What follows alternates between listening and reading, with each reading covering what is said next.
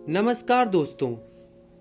आपने देखा होगा कई ऐसे लोग होते हैं जो ज्योतिष से प्रभावित होते हैं, मनोचिकित्सक होते हैं या बहुत बड़े प्रख्यात विद्वान होते हैं, संत महात्मा होते हैं।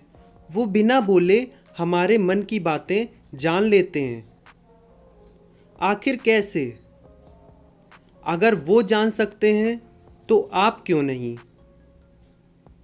उन्होंने ऐसा क्या किया जो उनके अंदर ये विद्या आई, और हम ऐसा क्या करें जिससे हम भी अपने अंदर ये ऊर्जा विकसित करें कि सामने वाला क्या सोच रहा है। ये कोई बहुत कठिन चीज नहीं है।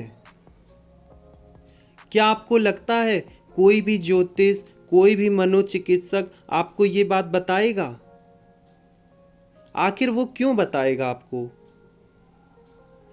उसका रोज का काम है भविष्यवाणी करना, लोगों को उनके मन की बातें बताना। अगर वो आपको बता देगा तो उसका घर कैसे चलेगा? ये सोचा है कभी आपने? लेकिन मैं आज आपको बताऊंगा आखिर कैसे लोगों की मन की बातें जानी जाती हैं।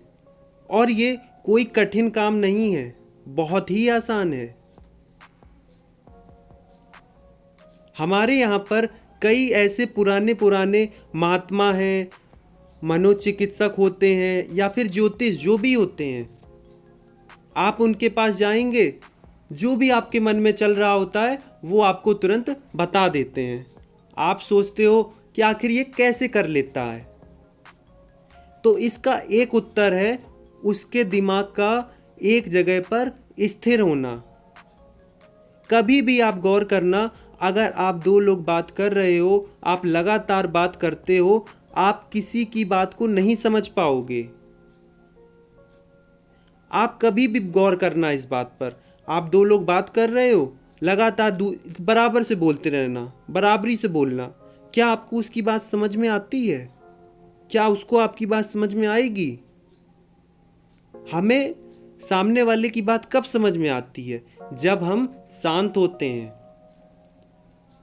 तो उसी तरह जब आपको सामने वाले की बात सुननी हो, वो नहीं भी बोल रहा है, आपको जानना है उसके मन में क्या चल रहा है, तो उसके लिए आपका शांत होना बहुत ज़रूरी है। आपके मन का शांत होना बहुत ज़रूरी है। आप एक बंद कमरे में एकांत में बिल्कुल शांति से बैठ जाइए, बिल्कुल शांति से, कुछ मत बोलिए। आंख बंद करके सिर्फ ध्यान लगाइए और सुनिए आपके आसपास क्या हो रहा है। धीरे धीरे क्या होगा, आपको दूर दूर की ऐसी चीजें सुनाई देने लगेंगी जो आम आदमी के बस का नहीं होता है। कोई भी अगर आपको आपके भविष्य बता रहा है, आपके मन में क्या चल रहा है ये बता रहा है, तो उसका सिर्फ एक ही एक उत्तर है, वो है उसके मन का स्थिर होना, शांत होना, एकाग्र होना और उसके सुनने की आदत।